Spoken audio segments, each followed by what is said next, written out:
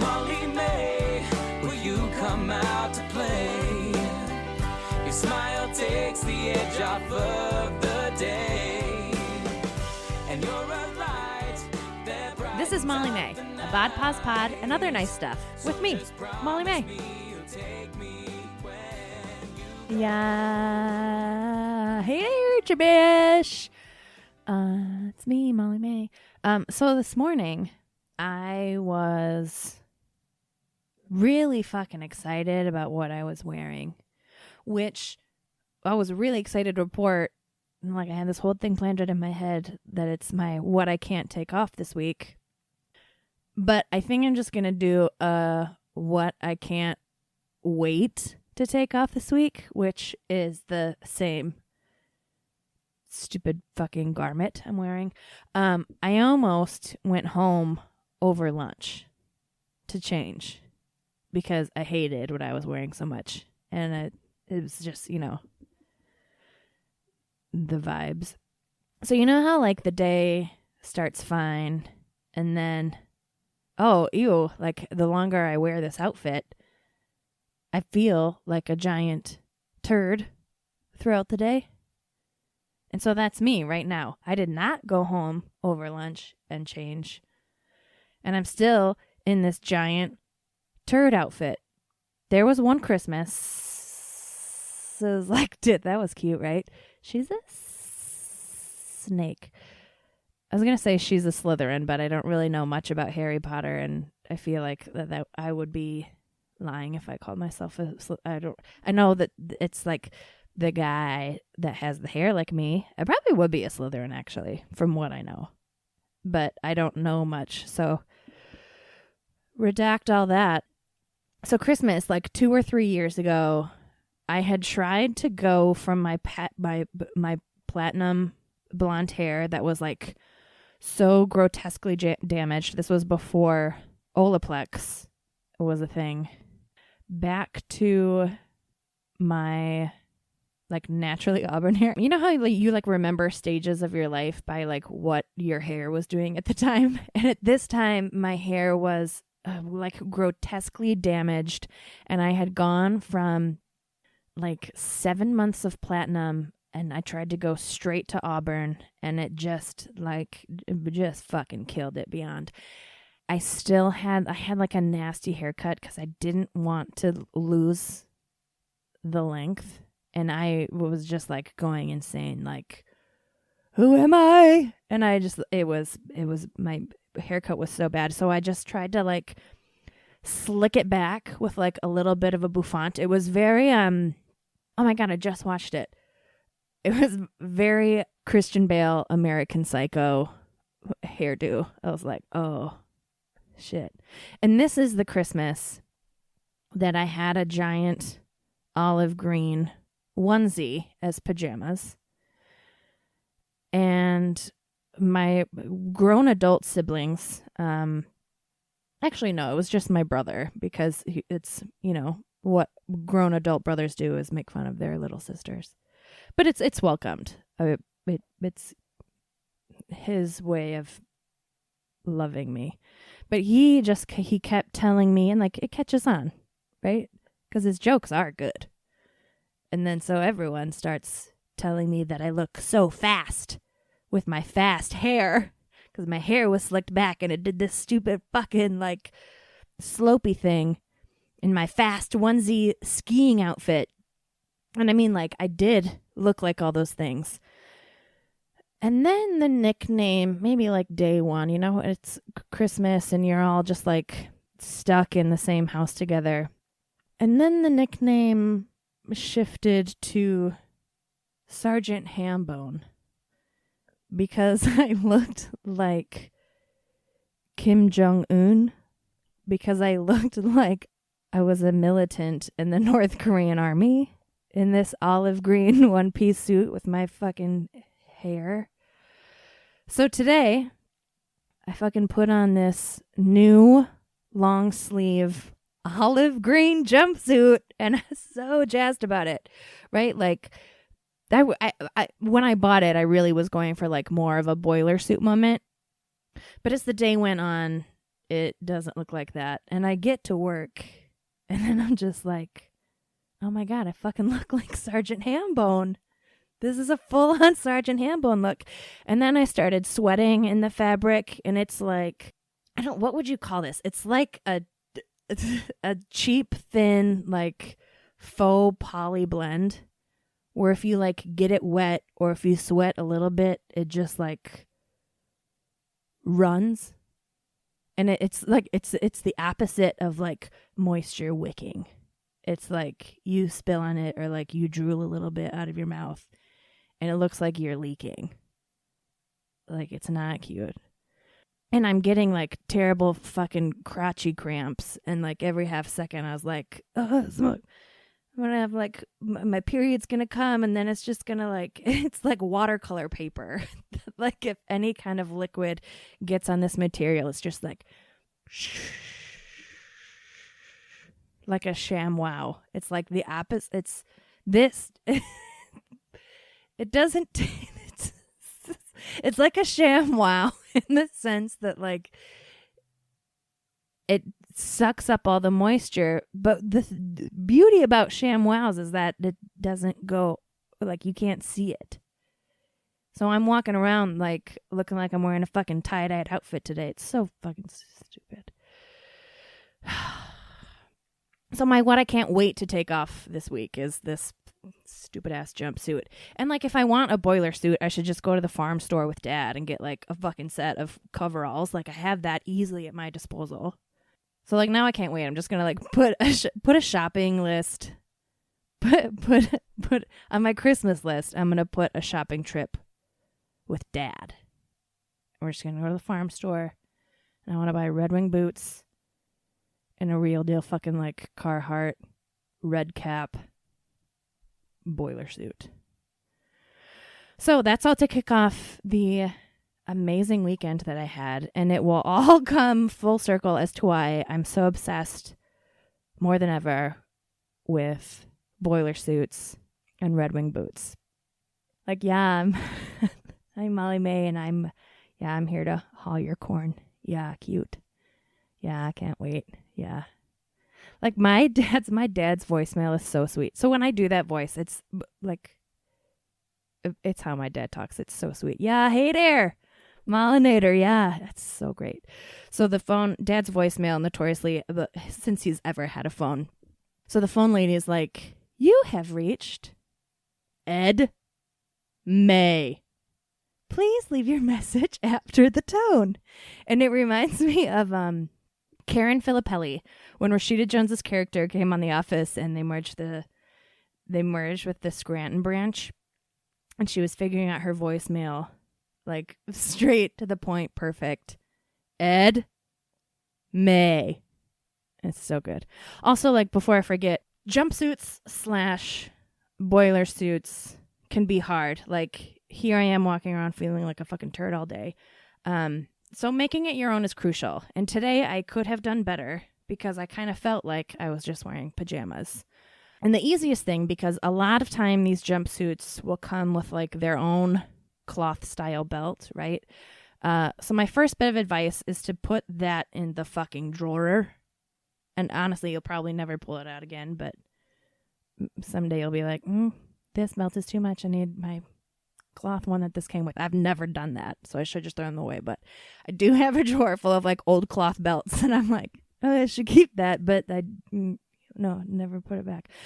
So today I put on a leopard belt to add some visual interest to break up this giant monochromatic look that I have going on. So like, go fucking wild here, and I don't think that I went wild enough. I'm convinced that maybe my leopard print belt was actually too boring.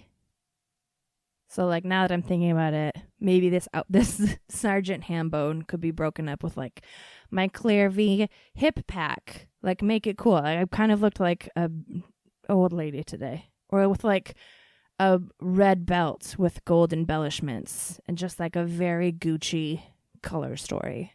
I played it too safe today, and I felt stupid, and I felt like a turd. So fuck it up. Fuck it up. Fuck it up. Earlier this week, I was driving, and Reba McEntire's. Let's just make a pod rule. Every time I say Reba McEntire, take a drink. You have a nice pod season of being drunk. So Reba McEntire's Walk On came on the radio, and I immediately started weeping. Like, God, what is that?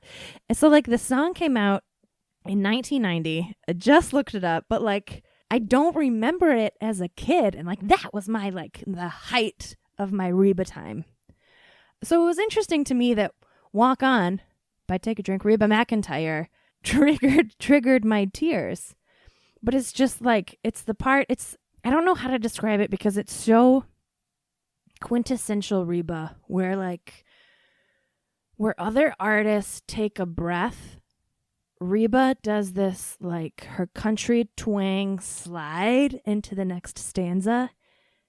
And it's just this total gutter, and it's where her Oklahoma accent just really shines, and she's knock you down. And it just felt when I do that, I can't imagine what her uvula does when she does that, because it's a full, it's insane. It feels so funny in your mouth. Try it right now. We'll give you space to try it. Try it out loud right now. See, it feels funny. Well, your uvula moves. That's not a vagina part. That's the hangy part in your throat for you people that don't know anatomy. But that's Reba, and it's only Reba, and it's the quintessential Reba sound, and only Reba can do it. So I'm in my car, and I'm no, I can't have another Take a Drink Reba McEntire week, because I'm in my car, and I'm clearly fucking being triggered by this song. And then I started thinking about Reba, and what I have in my life that I could name Reba. That's how intense this love is, right? You know that. And I was I should have a kid just to name it Reba. And then I'm what's Reba backwards? Guys, Reba backwards is a beer. A beer. Reba. A beer. She's a little fucking Bush Light baby. Oh my God. What kind of brilliant parents? Some parents are naming their kids Nevia, which is heaven. But fucking Reba McEntire's parents were let's name her a beer. Oh my God, she's so fucking lucky. So today's song of the week is Walk On by A Beer. And I'm so happy over it. All right, God, I should tattoo her on my body or something Reba-y. So I've been itchy for a new tattoo lately, and my favorite accounts to follow to either A, always push me over the edge to yes, you should do this, go get this, and this style is very cool, or it just quenches my thirst just for the right amount of time. The accounts are Taddy Compton and Teely, and they both do hand-poked tattoos, and I just adore everything they do, and it's another who to follow twofer. It's a twofer. Sunday. What's that from? I don't know why that laser noise always in my head triggers Sunday. But that laser noise is something that my husband Johnny is really, really good at. And I always think that I can do it, and in my head it sounds really good. And then it always comes out and I get hot. But both of their styles, Taddy Compton and Teely, are incredibly simple in their line work, but so intricate and delicate in their subject matter. So think of a gorgeous celestial, ultra feminine bodies, combing the stars in their hair, and fucking ferns flocking everything. Oh, it's just everything gorgeous. I mean, no one does women or plant work like them. Taddy Compton and Teely. That's T like the drink and Lee with a GH. But I think my next tattoo is going to be, I think I'm going to do like a derivative of an eye for like psychic protection from like all that bad ghost energy around me, and like a moment of trusting my intuition. I want it like, basically I want like the Palo Santo effect in the physical space, but on my body, like what it does to me in the physical space to do when I see it. So fucking stay tuned on that till I figure that shit out. And I want to be a big girl covered in tats, like I do. And I also want a bunch of nice tattoos.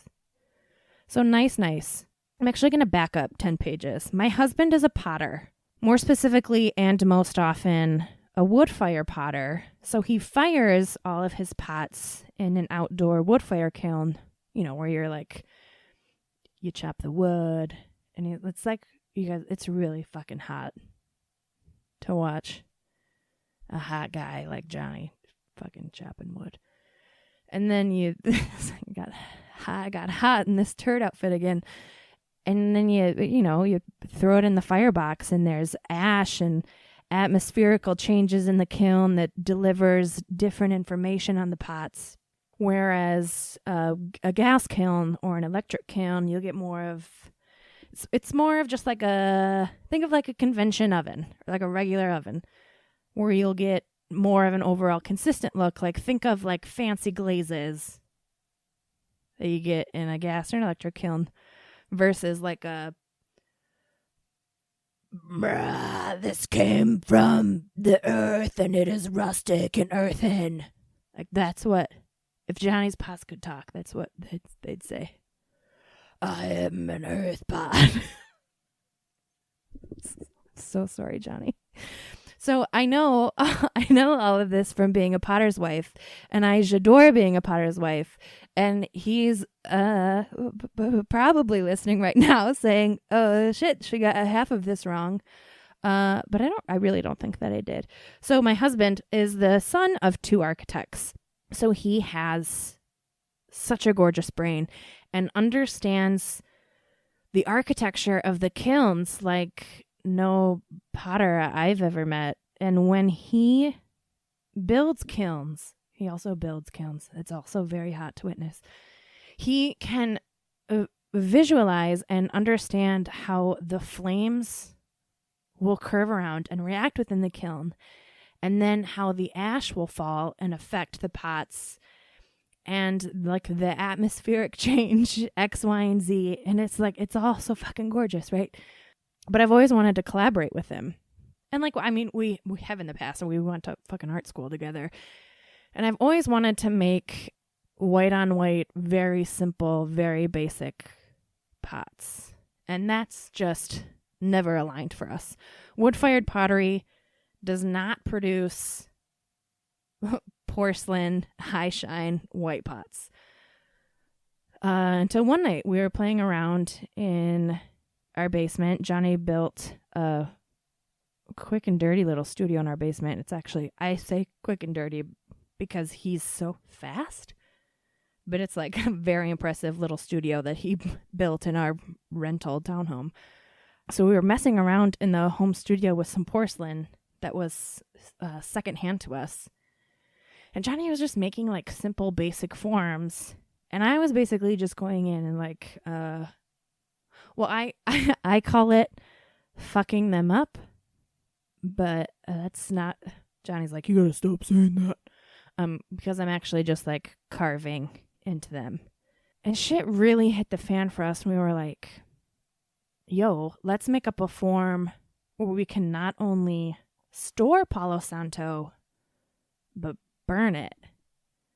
So I've talked about Palo Santo before, but for a refresher, Palo Santo translates to holy stick, and it's used for like a therapeutic purposes, I guess I'll say, and like a myriad of healing modalities and spatial cleansing.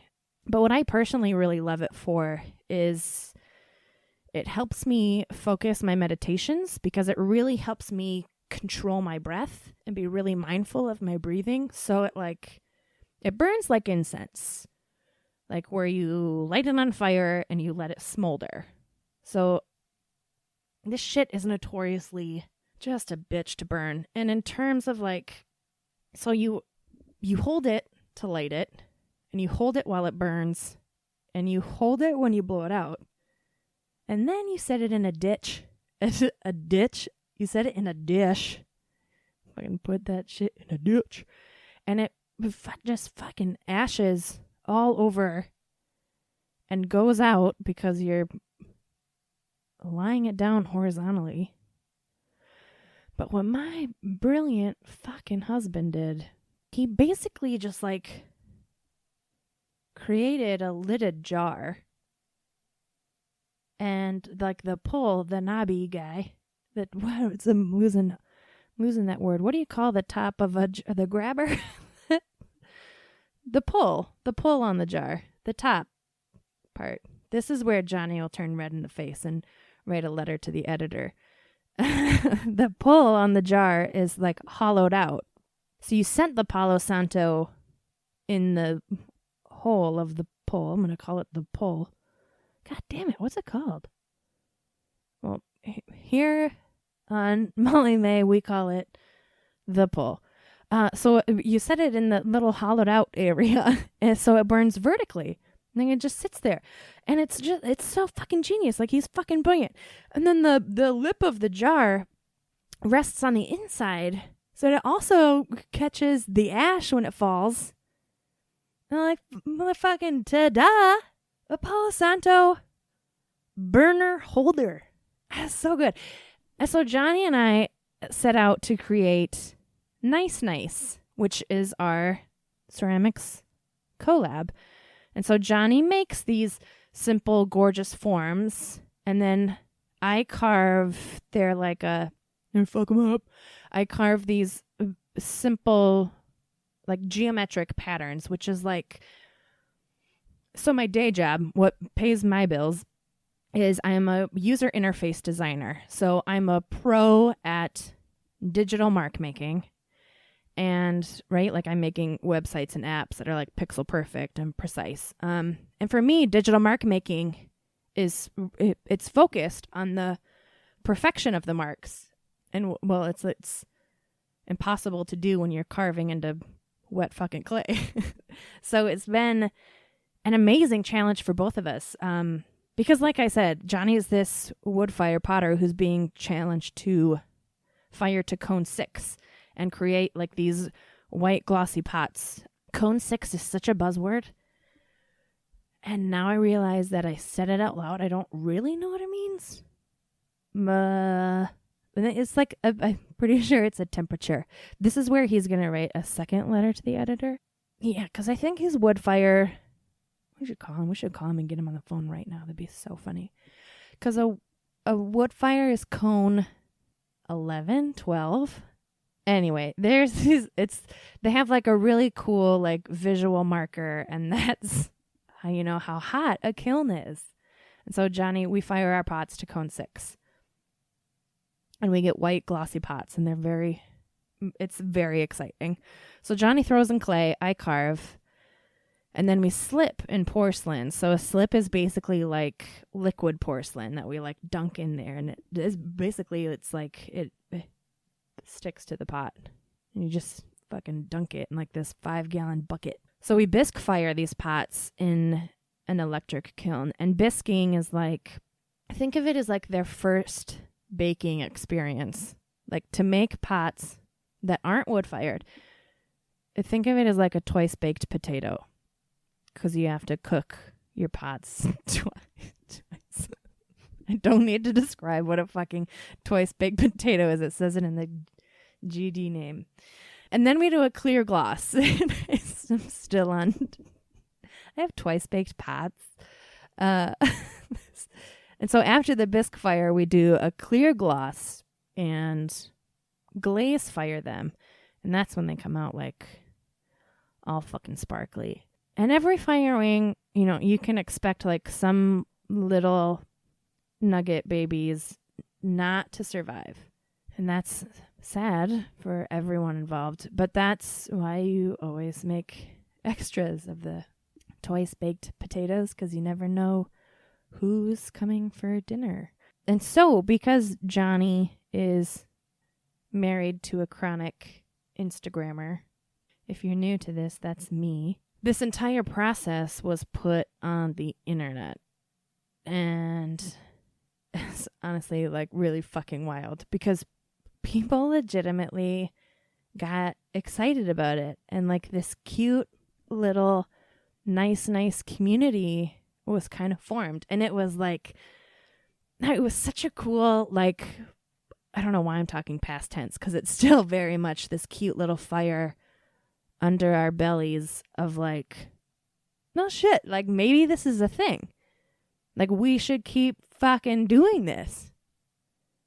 And like the next thing we fucking know is like, oh my God, we were invited to sell at Golden Rule, which I've talked about them in the past, and I've described them as my single most favorite store on the face of the earth. And so yeah, we had that pot sale this weekend. And I love saying pot sale in just like basic layman terms, like when I'm talking to my coworkers and they're like, so you have a what sale this weekend? And I was like, a pot sale. You heard me right. I have a pot sale. And Johnny and I just had the most magical day. And we were there with other small businesses, and the reception that we immediately felt like of this being our first time selling together was wild. Like my cheeks hurt through the day from smiling, not swearing. And honestly, like through this entire process, I kind of got to fall in love with him all over again. So there's like this another kind of communication cadence that we fell into in making together, and it feels so fucking good because we're still doing the making. And even just being together in that proximity in the studio together and like listening to the same fucking Animal Collective albums that we did in 2007, like it was all so familiar, but like with this new almost like high stakes kind of spin on it, right? Because like we had given ourselves this Golden Rule deadline. Wow, nice. It's kind of making me horny. And we call it nice because it's the way we talk. Like this collaborative was so easy to name, is the easiest part of all of it. So I'll be like, hi, nice. Are you nice? And then he'll say, nice. And that's just, it's j'adore. So the day of the sale, we got to not only spend the entire day in Golden Rule, which I have honestly always wanted an excuse to do, but we were surrounded by so many other gorgeous vendors. Dallas Dawes was there, and she's a local fashion designer that works in silks.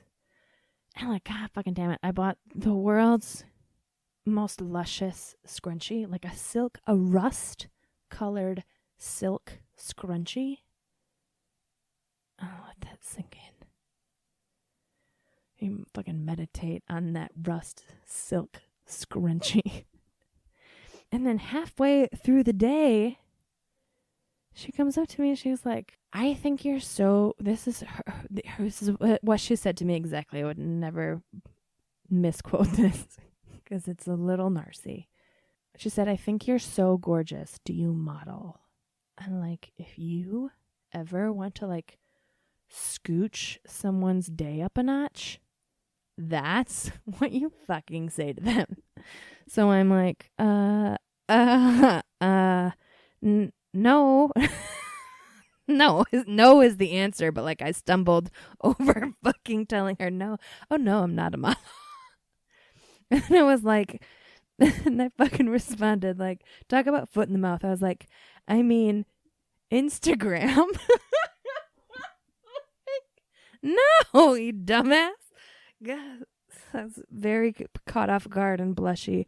And then she's like, you should come model for me sometime, which sparked a gorgeous fucking conversation between consumer and designer of, well, do you create for plus size women? Are you size inclusive? And we start talking about how she's starting to, and how she has the passion to do it right. And she wants to, focus on the fit and talk to me and my buddies and get our input, because we are the people with the bodies that will wear it, right? And how we want her clothes to feel. And I'm truly like fucking honored to be sitting here like almost at the end of this season, and for I think it's been like the past 4 episodes talking about how the women in the area are making strides and leaps and bounds about size inclusivity. Like, it really fucking fires me up. But what else I bought from Dallas, her Instagram is Dallas Dawes Design, was this gorgeous silk scarf. And then I walked over to Dinosaur Hampton, and that's his Insta, by the way, because you're going to want to fucking follow him. But he has this gorgeous chain stitching machine, and they're just like, oh my God, like if freehand whipping out custom embroidery on everyone's everything. And so I march over there with my new silk scarf and got Nana right in the corner. So Nana, it's kind of turning into a nicknames episode. Sargent, Hambone, and Nana. Nana is one of my favorite nicknames from college. Johnny still calls me Nana, variations of Nana.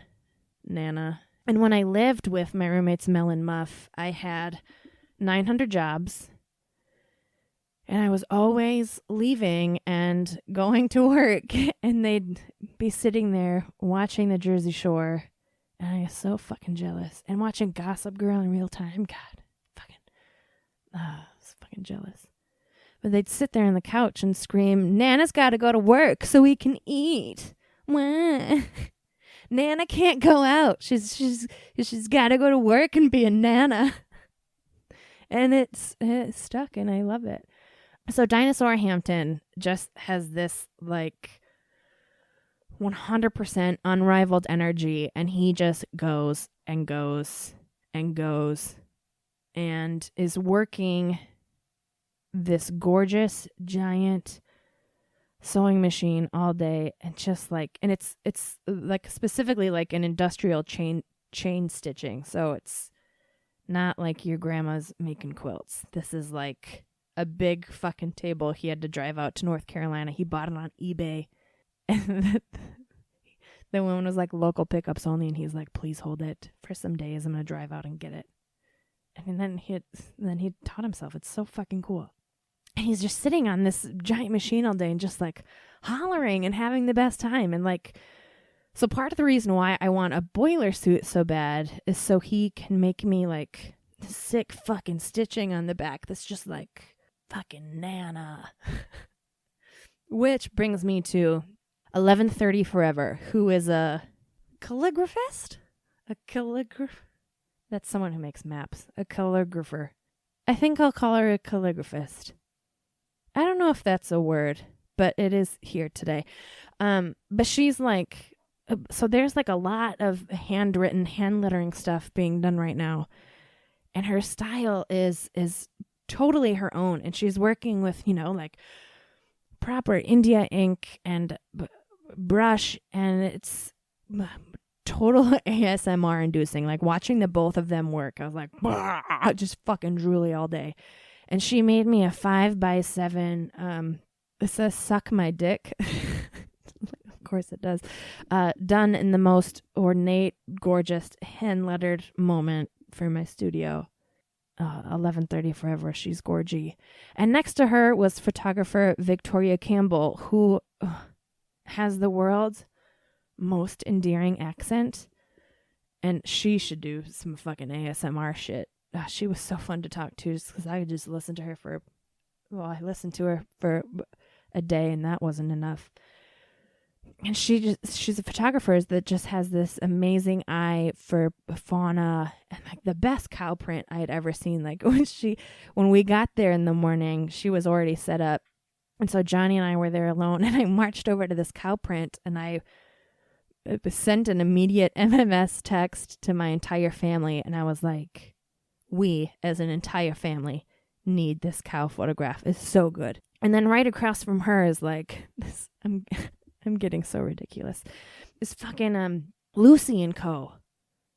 Oh, I love them so much. And they were there with their dog bandanas and leashes. And like, you know that I got Rosie a Christmas plaid that Dinosaur Hampton then fucking hand embroidered Rosie on. And it's like, God, what a cherished memory. But like, it's such a good day. And I'm but beyond excited to announce that we, as Nice, will officially be selling our wares in the fucking store. Like, you can go to this store, which is my favorite store, and buy the thing me and my husband worked on. And I'm like, I haven't cried about it yet, but I'm my mother's daughter, so like, I don't know, here I go a little bit, maybe. Never, ever did I ever imagine that this could be a thing that I could do. And like, a dream I never realized that I thought I could have or would have or like want to. I mean, like, I'm obsessing over fucking pots. And it's so fulfilling. And being creative in this new space is like fueling every other part of my life. Like, who knew all my life I wanted to be a podcasting potter? Here she is. Let's fire up a second pod matriarch. And I just like the energy of that day was infectious, and it's gonna carry me through for a long time. And the amount of people that came to support us and to shop local and to shop small was beyond warm. And like the conversations that this community had was like insane. And like just being in that sweet little workshop space all day with like-minded creatives positively opened the door to a community that I didn't realize that I was missing. And that's being in the middle of this whirlwind of makers that have an unrivaled energy to use their brains for good and beauty and, God damn it, like the confidence and belief in themselves to make a business surrounded around them and their talent and what they're good at and what they want to do. Like, it's been a while since I have been able to like really suck up the entrepreneurial, it's such a hard word, entrepreneur, to suck up that go-getter spirit. Entrepreneur. I can't fucking say it. Oh, those guys have those entrepreneur. I'm going to get it. The entrepreneurial spirits. And like, fuck guys, like, go get yourself some of that go-getter entrepreneurial spirits. Because there's truly nothing more invigorating or like refreshing or daring or gorgeous than the photographer and the dog bandana maker and the fashion designer and the hand letterist and the chain stitcher. Like, their passion is so poetic. Like, go fucking get it. Also, shameless plug, go get some pots. at a golden rule or sixpeaks.com/nice. Chabish. Fuck yeah. Fuck yeah. It feels so good. Oh, also to like bring it full circle, there were a lot of Red Wing boots I saw that day coming in and out, and like I've been talking a lot about the smell of Red Wing stores and fine leather goods and huffing it, and for a real long time now, and that's just like I feel like I should just pull the trigger because I fucking live in Minnesota. Bye, Chabish. I love you, and you are nice. Reba McIntyre, drink one more time. Reba. Nice. Bye. Sweet you. Bye. And if you got this far in the pod, I'm impressed as fuck and really grateful to have you listening. If you want to know more information about me or the show, check out the show page on matriarchdm.com, where we host all of the What I Can't Take Off, our progressive Spotify playlist from the songs of the week, and obviously the reminder of who to follow for the week, all in a nice little fucking Matriarch digital media bow. Theme song is Molly May by Ben Karen. Like, I'll never get over saying that. It's so good, right? Thanks for listening. You're so cute.